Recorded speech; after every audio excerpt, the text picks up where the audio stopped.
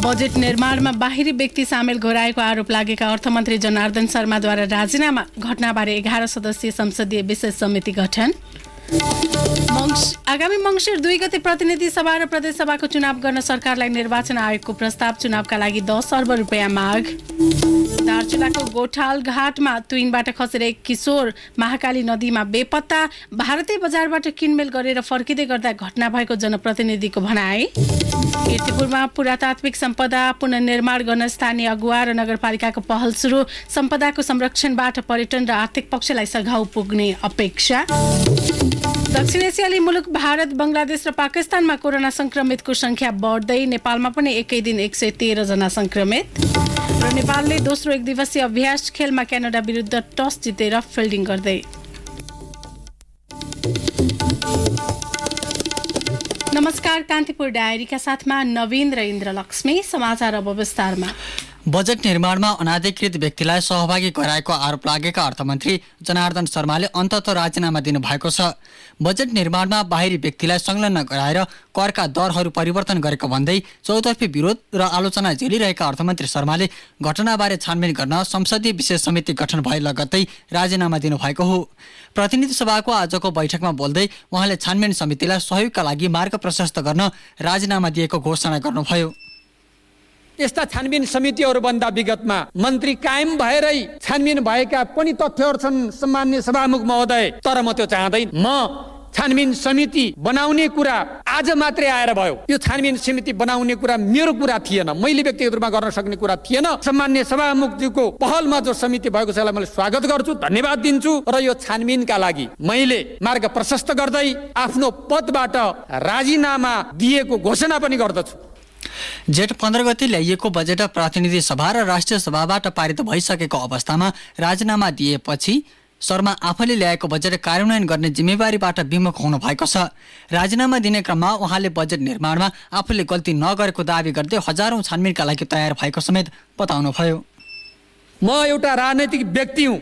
म यो देशको परिवर्तनको आन्दोलनमा ठुला आन्दोलनहरू र विभिन्न खालका आन्दोलन, जनयुद्ध, जनआन्दोलन लगायतका तमाम आन्दोलन, संविधान निर्माणका आन्दोलन, जनताको हक अधिकार स्थापित गर्ने कुराहरूमा मैले अग्रज नेताहरूसित काँधमा काँध मिलाएर अगाडि बढेको छु। आफ्नो प्रतिबद्धताबाट, आफ्नो कन्भिक्सनबाट कहिले पनि म डगेको छैन र झुकेको पनि छैन। बजेट निर्माणको सन्दर्भमा मैले आफ्नो मूल्य मान्यता, मेरो नैतिकता, मेरो राष्ट्रप्रतिको, जनताप्रतिको इमान्दारितालाई मैले कतै पनि डगमगिन दिएको छैन र दिँदैन।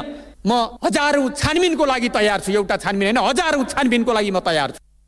बजेट घोषणाको अघिल्लो दिन जेठ 14 गते मध्यरातमा अर्थ मन्त्रालयका एक पूर्व कर्मचारीलाई बोलाएर करका दरहरू परिवर्तन गरेको समाचार सार्वजनिक भएपछि अर्थमन्त्रीको चौतर्फी विरोध र आलोचना भएको थियो। शर्माले समिति गठन भएपछि पनि राजीनामा माग्नु राजनीतिक पूर्वाग्रह भएको बताउनु भएको थियो। यो छानबिन समिति बारेमा भर्खरै मान्य सदस्यले भन्नुभएको भनाई उहाँले आफ्नो आदेश जारी गर्नुभयो, आफ्नो फरमान जारी गर्नुभयो र उहाँले एउटा सैनिक नेतृत्वले जस्तै दोषी करार गर्नुभयो। के यही हो लोकतन्त्र? यही हो लोकतन्त्र? यो राजनीतिक पूर्वाग्रहको पराकाष्ठा हो।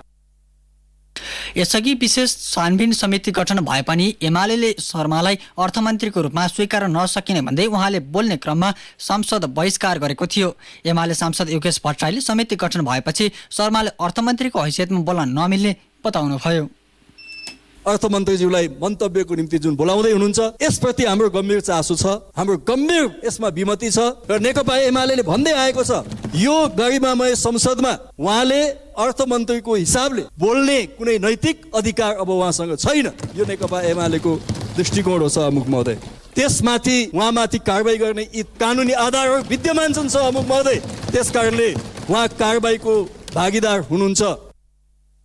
प्रतिपक्षी एमाले संसदमा अर्थमन्त्रीको राजीनामा मागिरहेको सन्दर्भमा केही दिन अघि सो घटनाको प्रमाणको रूपमा रहेको भनिएको सीसीटीभीको फुटेज हटाएको पाइएपछि विवाद थप बढेको थियो। बजेट निर्माणमा अर्थमन्त्री शर्माले बाहिरी व्यक्तिलाई सहभागी गराएको घटनाबारे प्रतिनिधि सभाले 11 सदस्यीय विशेष समिति गठन गरेको छ। संसदको आजको बैठकले प्रतिनिधि सभा नियमावली अनुसार प्रमुख दलका सांसदहरू सहभागी भएको समिति गठन गरेको हो। समिति गठनबारे जानकारी दिँदै सभामुख अग्नि सापकोटाले भन्नुभयो, आर्थिक विधेयक 2079 करका दरहरू हेरफेर गर्ने सम्बन्धमा अनधिकृत व्यक्ति प्रवेश गरेको विषय सार्वजनिक सञ्चार माध्यमहरूमा प्रकाशन भएको र सो विषयलाई लिएर मान्य सदस्यहरूबाट समेत सदनमा कुरा उठाइएको सम्बन्धमा सत्य तथ्य छानबिन गरी सुझाव सहितको प्रतिवेदन तयार गरी सभा समक्ष पेश गर्न सक्नेछ। समितिले आवश्यक देखेमा सम्बन्धित अन्य व्यक्तिको सहयोग लिन सक्नेछ। उक्त संसदीय विशेष समिति गठन सम्बन्धी प्रस्तावलाई सभाले सहमति जनाएको घोषणा गर्दछु। विशेष समितिमा एमालेका 4, नेपाली कांग्रेस र माओवादी केन्द्रका 2 तथा एकीकृत समाजवादी जनता समाजवादी पार्टी र लोकतान्त्रिक समाजवादी पार्टीका 1 जना सांसद हुनुहुन्छ। एमालेबाट खगराज अधिकारी, प्रदीप गेवाली, भानुभक्त ढकाल र विमला विक समितिमा हुनुहुन्छ। कांग्रेसबाट पुष्पा भुसाल र सीताराम महतो तथा माओवादी केन्द्रका देव गुरुङ र शक्ति बस्नेत सदस्य तोकिनु भएको छ। एकीकृत समाजवादीबाट सरला कुमारी यादव, लोकतान्त्रिक समाजवादीबाट लक्ष्मणलाल कर्ण र जनता समाजवादी पार्टीबाट सुरेन्द्र यादव समिति सदस्य हुनुहुन्छ। समितिले काम प्रारम्भ गरेको 10 दिनभित्र सुझाव सहितको प्रतिवेदन बुझाउने जिम्मेवारी पाएको छ। निर्वाचन आयोगले आगामी मङ्सिर 2 गते सोमबार प्रतिनिधि सभा र प्रदेश सभाको निर्वाचन गर्न सरकारलाई प्रस्ताव गरेको छ। प्रमुख निर्वाचन आयुक्त दिनेश थपलिया सहितको टोलीले आज प्रधानमन्त्री शेरबहादुर देउवालाई भेटी निर्वाचन मितिको प्रस्ताव राखेको हो। प्रमुख आयुक्त थपलियाले कानुन बमोजिम निर्वाचन अवधि कायम गरेर आगामी मङ्सिर 2 गते प्रदेश र प्रतिनिधि सभाको निर्वाचन गर्न सुझाव दिएको बताउनुभयो। आयोगले निर्वाचनका लागि मिति घोषणापछि 120 दिनको निर्वाचन अवधि लिने गरेको छ। निर्वाचन आयोग ऐन 2073 तथा निर्वाचन सम्बन्धी कानुनमा प्रतिनिधि सभा तथा प्रदेश सभा सदस्यको चुनावको मिति निर्वाचन आयोगको परामर्शमा सरकारले तोक्ने व्यवस्था छ। 2074 सालमा भएको उम्मेदवारको पहिलो निर्वाचित मितिलाई आधार मानि प्रतिनिधि सभा तथा प्रदेश सभा सदस्यको पदावधि गणना गर्न व्यवहारिक हुने आयोगको तर्क छ। प्रतिनिधि सभा र प्रदेश सभा सदस्यको पदावधि आगामी मङ्सिर 22 गते सकिने हुँदा सो अगावै निर्वाचनको मिति तोक्न सरकारलाई आग्रह गरिएको आयोगले जनाएको छ। आयोगले टोलीसँग प्रधानमन्त्री देउवाले प्रदेश र प्रतिनिधि सभाको निर्वाचन एकै चरणमा गर्ने बताउनु भएको छ। यसैबीच आगामी निर्वाचनमा विद्युतीय मतदान यन्त्र प्रयोग गर्ने व्यवस्था मिलाउन समेत आयोगले सरकारको ध्यानकर्षण गराएको छ। यसैबीच निर्वाचन आयोगले प्रतिनिधि सभा र प्रदेश सभा निर्वाचनका लागि सरकारसँग 10 अर्ब रुपियाँ माग गरेको छ। आयोगका प्रवक्ता शालिग्राम पौडेलका अनुसार प्रतिनिधि र प्रदेश सभा निर्वाचन सम्पन्न गर्न करिब 10 अर्ब खर्च हुने प्रारम्भिक अनुमान गरिएको छ। आयोगका अनुसार यसअघि 2074 सालमा सम्पन्न भएको प्रतिनिधि सभा तथा प्रदेश सभा सदस्य निर्वाचनमा 7 अर्ब 80 करोड रुपियाँ खर्च भएको थियो। हाल तलब भत्ता, दैनिक भत्ता र भ्रमण खर्च तथा अन्य सुविधामा वृद्धि भएको, मतदाता संख्यामा समेत वृद्धि भएको तथा मतदान स्थल र मतदान केन्द्रहरूको बढोत्तरी लगायत कारणले चुनावी खर्च बढ्ने आयोगको भनाइ छ।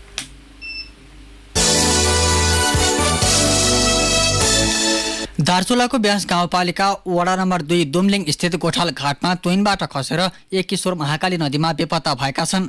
तुइन तरिरहेको अवस्थामा तुइन बाँधिएको खम्बा टुट्दा 17 वर्षीय सचिन बुढाथोकी बेपत्ता भएका हुन्। भारतीय बजारबाट किनमेल गरेर घर फर्किएका बुढाथोकी तुइन तर्ने क्रममा महाकाली नदीमा खसेको ब्यास गाउँपालिका 2 का वडाध्यक्ष धीरणसिंह बुढाथोकीले जानकारी दिनुभयो। बेपत्ता किशोरीको खोजीका लागि महाकाली किनारमा प्रहरी, सशस्त्र प्रहरी स्थानीय खटिएका छन्। गत वर्ष दार्चुलाकी सीमा क्षेत्र स्थित महाकाली नदीको तुइन भारतीय सुरक्षाकर्मीले काटिदिँदा स्थानीय जयसिंह धामी बेपत्ता भएका थिए। उनको अवस्था अहिलेसम्म खुल्न सकेको छैन। कान्तिपुर डायरीमा अब ब्रेकको पालो। ब्रेकपछि अब बाँकी प्रसङ्ग। सुरुमा कान्तिपुर सविस्तार। कान्तिपुर सविस्तार।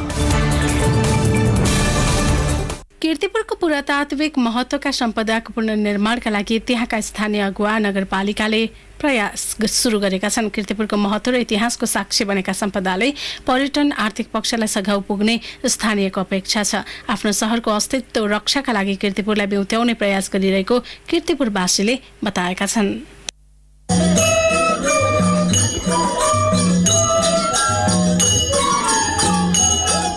कीर्तिपुर नाम संस्कृत शब्द कीर्ति अर्थात् महिमा र पुर अर्थात् सहरबाट बनेको हो। काठमाडौँ उपत्यकाको कान्तिपुर, भक्तपुर र ललितपुर सँगैको प्राचीन शहर कीर्तिपुरको महत्व पाठ्य पुस्तकमा पाइए पनि यथार्थमा यहाँका जीर्ण दरबार सहित संरचनाले पुनर्संरचना खोजिरहेका छन्। त्यसैको प्रयास स्वरूप कीर्तिपुरको क्वाचवामा रहेको ख्याली दियोको पुनर्निर्माण सुरु भएको छ। अमेरिकी दूतावासको 1.5 करोड भन्दा बढी सहयोगमा प्रेमका भगवान मानिने ख्याली दियोको मण्डप निर्माण गरिँदैछ। लक्ष्मी नारायणको अंगालो मारिएको दुर्लभ प्रतिमा सहितको मण्डपको पुनर्निर्माण गर्न लागि हो। सन् 1694 मा सो मूर्ति निर्माण भएको शिलालेखमा उल्लेख छ। निर्माण हुन लागेको संरचना बारे जानकारी दिँदै ख्याली दियो गुठीका सचिव राजमान महर्जन, फल्चा नेवारीबाट मण्डप फल्चा भने पनि यो सोरखुट्टे पार्टीलाई चाहिँ मण्डप फल्चा त्यो नेवारी शब्द चाहिँ त्यो भन्दो रहेछ क्या। त्यसलाई चाहिँ अब ठ्याक्क यो ख्यालिदेव भनेपछि ख्यालिदेव भने एउटा चाहिँ लभ गड भन्छौँ के, त्यो चाहिँ प्रेम नहुनेहरूको यङस्टरहरूको लागि पनि एउटा प्रेरणादायी, उनीहरूलाई चाहिँ जोडी मिलाउने पहिला चाहिँ जस्तो थियो त्यसै रूपमा चाहिँ ढाल्दै चाहिँ जति सकिन्छ यो नेपालमा यो मुलुकमा जति चाहिँ मण्डप फल्चाहरू छन् त्यो मध्ये पनि अझ उत्कृष्ट बनाउने। ख्यालिदियो जस्ता पुरातात्विक सम्पदाको पुनर्निर्माणका कारण नेवारी खानाको हबका रूपमा विकासको प्रयास गरिरहेका यहाँका पर्यटन व्यवसायी आफूहरू लाभान्वित हुने अपेक्षा गरिरहेका छन्। एउटा सम्पदा निर्माणको प्रयास सकारात्मक भए पनि यसलाई निरन्तरता दिँदै यहाँका चोक गल्लीमा भग्नावशेषमा परिणत भएका सम्पदाको आकर्षक पुनर्निर्माण हुन सके मात्रै कीर्तिपुरलाई काठमाडौँ उपत्यकाको घुम्नै पर्ने गन्तव्य बनाउन सकिने ल्याकु दरबार होटलका सञ्चालक नवीन गोपाल प्रधान बताउँछन्। होइन, अब त्यसको लागि चाहिँ कीर्तिपुरमा पहिला चाहिँ हिस्टोरिकल प्लेस भनेर चिनिन्छ, तर केही पनि छैन होइन। जस्तै अहिले अब दरबारको नभए पनि एउटा चाहिँ यहाँ चाहिँ तलेजु मन्दिर बन्दैछ। जस्तै हाम्रो यहाँ अहिलेको 3टा घरहरू बनेको अहिले अलिकति पौराणिक पुरानो खालले डिजाइनले बनाएको छन्। अब बिस्तारै चाहिँ सबैतिर केही हेर्न आउने पर्यटकीय क्षेत्र रूपमा चाहिँ भयो भने यहाँ आर्थिक विकास चाहिँ हुन्छ, होइन भने चाहिँ त्यत्तिकै मान्छे भिजिटर्सहरू त आउँदैन। त्यही भएकोले हामीले यसको चाहिँ जगेर्ना गर्नुपर्छ। काठमाडौँको दक्षिण पश्चिममा त्रिभुवन विश्वविद्यालय पछि सुरु हुने कीर्तिपुरको प्रसिद्ध बाघ भैरव मन्दिर 14 चर्चित छन् भने उमा महेश्वर मन्दिर, नारायण सरस्वती र इन्द्रायणी जस्ता मन्दिर उल्लेख्य वास्तुकलाका नमुना हुन्। लोदेङ, शाक्यमुनि, बुद्ध मन्दिर, लोकेश्वर मन्दिर जस्ता कैयौं संरचना उचित प्रचारको खोजीमा छन्। कीर्तिपुरको छिनचो जस्ता चैत्यहरू भए पनि आन्तरिक तथा बाह्य पर्यटकलाई लोभ्याएर बसाई लम्ब्याउने अवस्था बनाउन पर्याप्त काम हुन नसकेको अनुभव स्थानीय धनकृष्ण महर्जनको छ। यो भ्याली नै एकदम चारैतिर देखिने एकदम हिमालय चाहिँ दृश्यहरू विन्टर सिजनमा, अरू बेला पनि यो चाहिँ जाडोमा पनि एकदम घामले चाहिँ टटक्क चाहिँ एकदम हिडिरा हुन्थ्यो। अनि चाहिँ गर्मी महिना पनि यो चाहिँ एकदम शीतल हावा सधैँ एकदम आनन्द मनोरञ्जन रूपले चाहिँ आइरहेको हुन्छ। त्यसैले मान्छेलाई यो त मुक्त गर्ने एउटा ठाउँ, यो त्यस्तो किसिमको ठाउँ हो। त्यसैले जो आए पनि यहाँ आएपछि एकचोटि मान्छे एकदम आनन्दले फिल गरेर जानु। नेवार समुदायको मुख्य बसोबास रहेको कीर्तिपुर नगरपालिकालाई नेवारी रहन सहनको केन्द्र बनाउने प्रयास गरिरहेको उपप्रमुख शुभलक्ष्मी शाक्यले बताइन्। ख्यालिदियो जस्ता बिर्सिएका शिलालेखमा मात्रै सीमित संरचनाको अध्ययनका लागि दात्री निकाय तथा स्थानीय गोष्ठीसँग समन्वय गर्दै कीर्तिपुरलाई भक्तपुर, ललितपुरको जस्तै पर्यटकीय गन्तव्य बनाउने प्रयास गरिरहेको उनको भनाइ छ। शाक्यका अनुसार सांस्कृतिक र प्राकृतिक सम्पदा युक्त कीर्तिपुरको प्रचारका लागि नगरपालिकाले जोड दिइरहेको छ। त्यो क्षेत्र चाहिँ एकदम भग्नावशेषको रूपमा अझ त्यसको अस्तित्व नै मेटिने गरी चाहिँ हैन मेटिएको अवस्थाहरू छ। त्यो कारणले गर्दाखेरि यहाँको पुरातात्विक महत्त्वका सांस्कृतिक सम्पदाहरूलाई चाहिँ हामीले फेरि पुनर्निर्माण गर्ने उद्देश्यका साथ हामीले विभिन्न दात्री निकाय लगायत नगरपालिकाकै आन्तरिक स्रोत त्यही हिसाबले गरिरहेका छौँ। यस कीर्तिपुरलाई पनि एउटा पर्यटकीय एउटा गन्तव्य बनाउनको लागि चाहिँ हामीले चाहिँ पर्यटन बोर्ड लगायतका सङ्घ संस्थाहरूमा चाहिँ यसलाई पनि एउटा डेस्टिनेसन पोइन्ट बनाउनु पर्छ भन्ने हिसाबले चाहिँ हामी लागिरहेका छौँ। गोर्खाका राजा पृथ्वीनारायण शाहले 3 पटकको आक्रमणमा मात्रै राज्य हत्याउन सकेको जस्ता कैयौं ऐतिहासिक घटनाको साक्षी बनेको कीर्तिपुर नेपाल एकीकरणको महत्त्वपूर्ण शहर हो। त्यसैले प्राचीन शहरको मौलिकतालाई पुनः बेउताउन सके पर्यटन क्षेत्रमा फड्को मार्नुका साथै यहाँको नेवारी परम्पराको संरक्षण गर्न सकिने देखिएको छ। रेडियो कान्तिपुरका लागि दिवा भट्टराई। कान्तिपुर सविस्तार।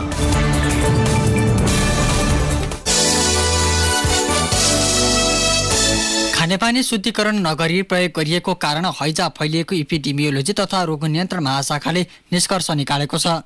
स्वास्थ्य तथा जनसङ्ख्या मन्त्रालयले आयोजना गरेको नियमित प्रेस ब्रिफिङका क्रममा महाशाखाका निर्देशक डाक्टर चुमनलाल दासले विभिन्न स्थानको पानीको नमुनामा इकोलाई भेटिएको र पानी प्रदूषित भएको बताउनु भएको हो। हैजा फैलिरहेको भन्दै बच्नका लागि उहाँले दैनिक आचरणमा विविध उपाय अपनाउन आग्रह गर्नुभयो। उमालेर वा क्लोरिन झोल हालेर शुद्धिकरण गरिएको पानी मात्र पिउने गरौँ। सडेगलेको बासी र झिँगा भन्केका खानेकुराहरू नखाउँ। खानेकुरालाई राम्ररी पकाएर खाउँ। फलफुल खाँदा शुद्ध पानीले राम्रोसँग सफा गरेर खाउँ। दिसा पिसाब शौचालयमा मात्र गरौँ र शौचालय सफा राखौँ। खाना बनाउनु, खाना खानु वा खुवाउनु अघि र फोहोर चलाएपछि साबुन पानीले राम्ररी हात धौँ। खानेपानी र खानेकुरा सफा भाँडामा राखौँ। खानेपानीको मुहान सफा र सुरक्षित राखौँ। झाडापखाला भएका बिरामीहरूलाई घरमै पनि व्यवस्थापन तथा उपचार गर्न सकिन्छ। बिरामीलाई पुनर्जलीय झोल बनाएर पटक पटक खुवाउनु पर्दछ। काठमाडौँ उपत्यकामा थप 2 जनामा हैजा देखिएको छ। यो सँगै हैजाका बिरामीको संख्या 21 जना पुगेको छ। वर्षा लागेसँगै पानीजन्य र कीटजन्य रोगको जोखिम रहेको भन्दै सबै अस्पताल र स्वास्थ्य संस्थालाई तयारी अवस्थामा रहन मन्त्रालयले निर्देशन दिएको छ। त्यस्तै जङ्गली च्याउ विषालु हुन सक्ने भन्दै जथाभावी नखान मन्त्रालयले आग्रह समेत गरेको छ।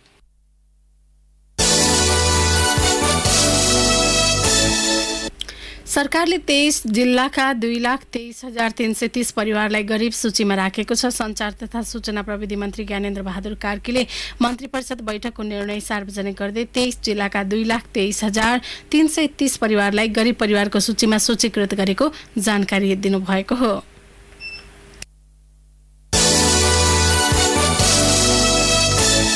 नेपालमा पछिल्लो पटक थप 113 जनामा कोभिड-19 संक्रमण पुष्टि भएको छ। स्वास्थ्य तथा जनसङ्ख्या मन्त्रालयले दिएको जानकारी अनुसार 2724 नमुनाको स्वाब परीक्षण गर्दा सो संख्यामा संक्रमित थपिएका हुन्।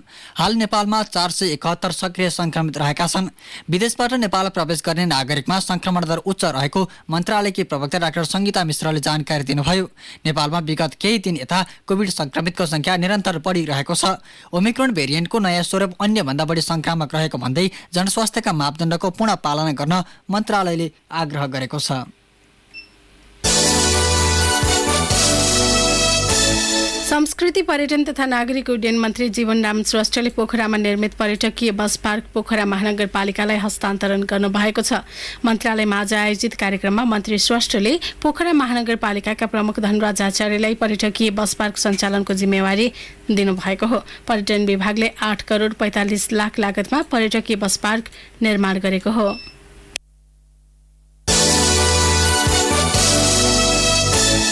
कान्तिपुर डायरीमा अब रामेछाप डायरीको पालो। रामेछाप डायरीका साथमा टिका भट्टको नमस्कार। सडक मर्मत गर्ने नाममा आवागमन रोकेर निर्माण कार्य थालेपछि रामेछापको मन्थलीदेखि सिन्धुलीको कुर्कोटसम्मको 16 किलोमिटर सडकमा यात्रुहरूले हैरानी बेहोर्नु परेको छ। यातायातका साधनको चाप हुने बेलामा निर्माण व्यवसायीले निर्माण कार्य गर्दा घण्टौंसम्म यात्रुहरू बीच बाटोमा रोकिनु परेको छ। असार लागेदेखि निर्माण व्यवसायीले त्यो सडकमा मन लाग्दै सवारी रोकेर काम गर्न थालेका हुन्। मन्थली कुर्कोट सडक खण्ड तराई र काठमाडौँसँग जिल्ला सदरमुकाम जोड्ने मुख्य मार्ग हो। सो मार्गमा दैनिक 500 भन्दा बढी सवारी साधन ओहोरदोहोर गर्ने गर्छन्।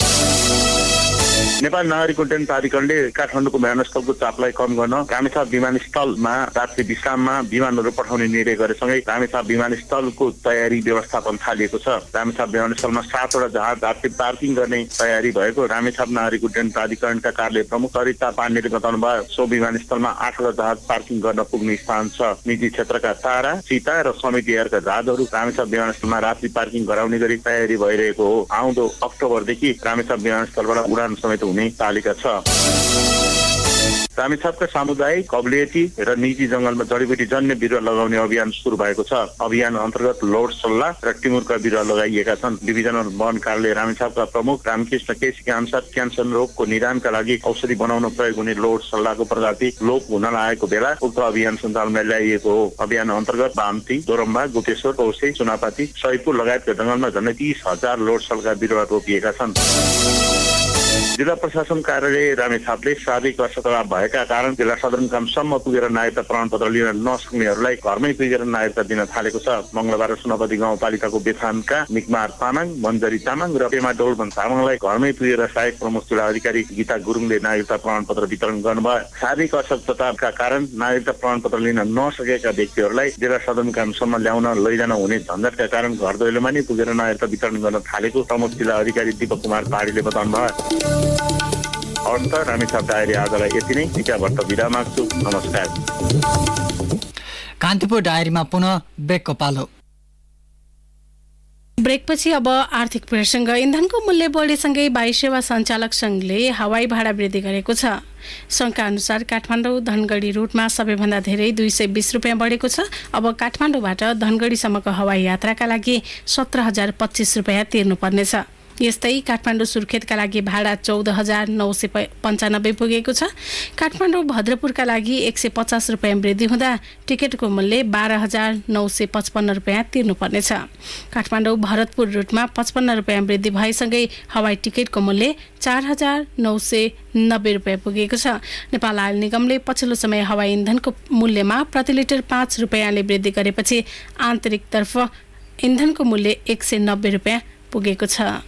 पछिल्लो 2 दिन लगातार घटेको शेयर बजारमा आज भने दोहोरो अङ्कको सुधार देखिएको छ। शेयर बजार कारोबार मापक नेप्से परिसूचक 13.33 अङ्कले बढेर 2023.92 बिन्दुमा पुगेको हो। कारोबार भएका बैंकिङ, निर्जीवन बीमा कम्पनी, म्युचुअल फन्ड बाहेक बाँकी समूहको उपसूचक बढेको छ।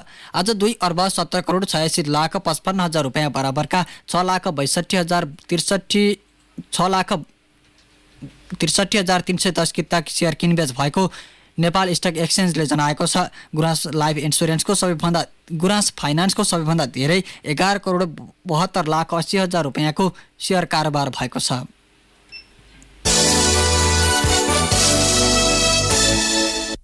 अब अन्तर्राष्ट्रिय प्रसङ्ग। दक्षिण एसियाली देशहरू भारत, बङ्गलादेश र पाकिस्तानमा कोरोना संक्रमितको संख्या बढ्दै गएको छ। पछिल्लो पटक मात्रै भारतमा 16,159 जना, बङ्गलादेशमा 2,000, पाकिस्तानमा 818 जनामा संक्रमण देखिएको छ। बङ्गलादेशमा कोरोना भाइरस संक्रमणको चौथो लहर सुरु भएको चिकित्सकहरूले बताएका छन्। कोरोनाको नयाँ भेरिएन्टका कारण संक्रमण तीव्र गतिमा फैलिरहेको उनीहरूले बताएका हुन्। पछिल्लो 5 दिनमा मात्र त्यहाँ 32 जनाको संक्रमणका कारण ज्यान गइसकेको अल जजिराले उल्लेख गरेको छ। यस्तै मलेसिया र दक्षिण कोरियामा पनि संक्रमण फैलिएको छ। दक्षिण कोरियामा पछिल्लो पटक 19,371 जना कोरोना संक्रमित थपिएको अल जजिराले उल्लेख गरेको छ।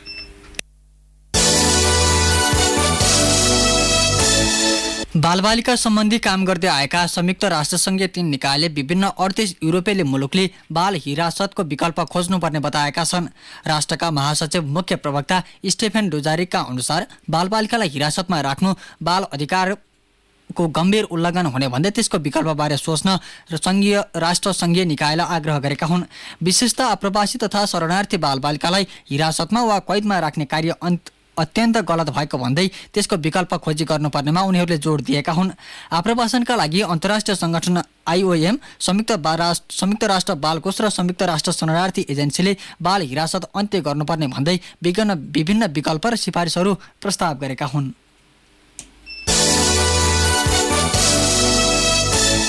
अब खेल प्रसङ्ग। नेपालले दोस्रो 1 दिवसीय अभ्यास खेलमा क्यानाडा विरुद्ध टस जितेर अहिले फिल्डिङ गरिरहेको छ। क्यानाडाको किङ सिटी स्थित मेपल लिफ क्रिकेट मैदानमा अहिले भइरहेको खेलमा यो खबर तयार पार्दासम्म नेपालले 6 ओभरमा 1 विकेट गुमाएर 20 रन बनाएको छ। नेपालका कप्तान सन्दीप लामिछानेले टस जितेर पहिला फिल्डिङ गर्ने निर्णय लिएका हुन्। पहिलो खेल वर्षाका कारण गैराती रद्द भएको थियो। क्यानाडा भ्रमणमा रहेको नेपालको यो अन्तिम खेल हुनेछ। नेपाल क्यानाडामाथि शानदार जितका साथ आइसिसी विश्वकप लिग 2 त्रिकोणात्मक ODI सिरिज खेल्न स्कटल्यान्ड जाने योजनामा छ। नेपालले सुरुवाती 2 अभ्यास खेलमा ओन्टारियो क्रिकेट क्लबलाई 69 तथा 55 रनले हराएको थियो। घरेलु मैदानको फाइदा उठाउँदै क्यानाडा उच्च प्रदर्शन गर्न चाहन्छ। क्यानाडाले नेपालसँग खेल्ने टोलीमा नयाँ खेलाडीलाई मौका दिएको छ। घरेलु मैदानमा क्यानाडाले समर्थकको फाइदा उठाउँदै शानदार जित निकाल्न चाहन्छ। अन्त्यमा यस बुलेटिनका प्रमुख प्रसङ्ग फेरि एकपटक। बजेट निर्माणमा बाहिरी व्यक्ति सामेल गराएको आरोप लागेका अर्थमन्त्री जनार्दन शर्माद्वारा राजीनामा घटनाबारे 11 सदस्यीय संसदीय विशेष समिति गठन। आगामी मङ्सिर 2 गते प्रतिनिधि सभा र प्रदेश सभाको चुनाव गर्न सरकारलाई निर्वाचन आयोगको प्रस्ताव। चुनावका लागि 10 अर्ब रुपियाँ माग। दार्चुलाको गोठालघाटमा तुइनबाट खसेर एक किशोर महाकाली नदीमा बेपत्ता। भारतीय बजारबाट किनमेल गरेर फर्किँदै गर्दा घटना भएको जनप्रतिनिधिको भनाइ।